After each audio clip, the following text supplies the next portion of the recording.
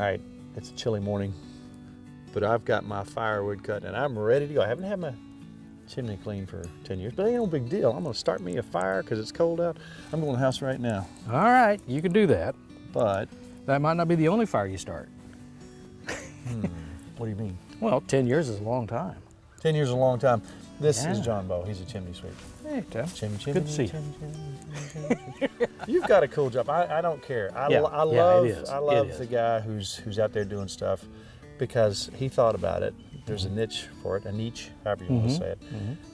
Cool, plain and simple. Yeah. But when you know somebody who has had a chimney fire, it starts in the chimney, and then the rest of their house piles down around it, it makes you start thinking. It made me start thinking, I better call John, because time Right. gets away. And I asked you, how long has it been since you've been in? You said, Yeah, it's been almost a decade.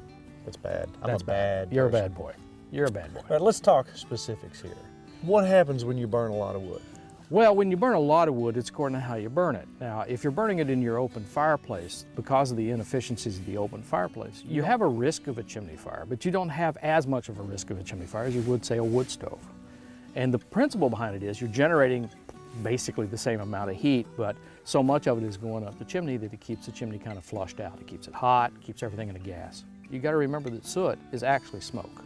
It's just condensated. So if you put more temperatures into the flue, then it's going to blow out the top. And then you have to have them looked at maybe every 2 years or so and have them cleaned, maybe that often, maybe not. But in the case of a wood stove like what you've got, you're actually keeping anywhere from 50 to 80% of the heat downstairs. Now you're running the flue much, much cooler.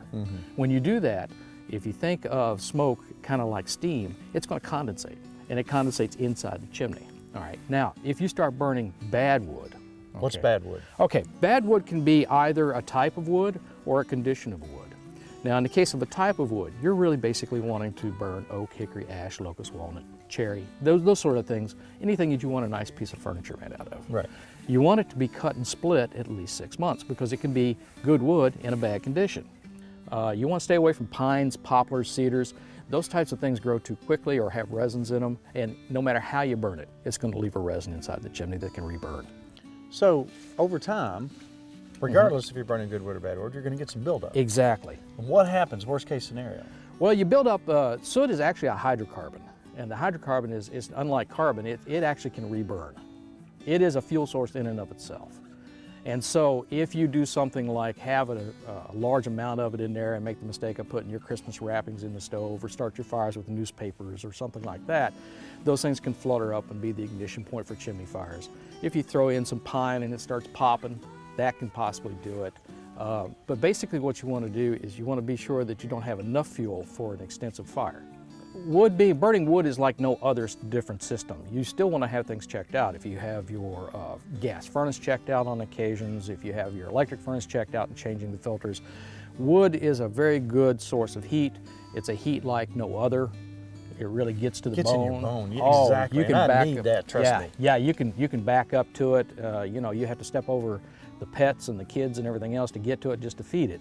It's a great source of heat. You just have to be careful about how you maintain it. And having it swept out is really a reasonable thing to have done. You know, we have our house set up where it's downstairs. So it heats that area and then it comes up the stairs. Right, I mean, right, Heat right. goes up and it's just a wonderful thing. Many houses nowadays are designed, especially after about 1970, so that the wood stove actually uses the house as a chimney just as much as the chimney. Now, the smoke goes up your chimney, but the heat radiates up the open stairway plan into a broader base than you would have, say, if you had a typical ranch or something like that. Well, I thank you so much for coming out Well, and sharing that information. appreciate it. Very knowledgeable. Take care of yourself. And good guy too, by the way. Here's his number if you want to call him. All right.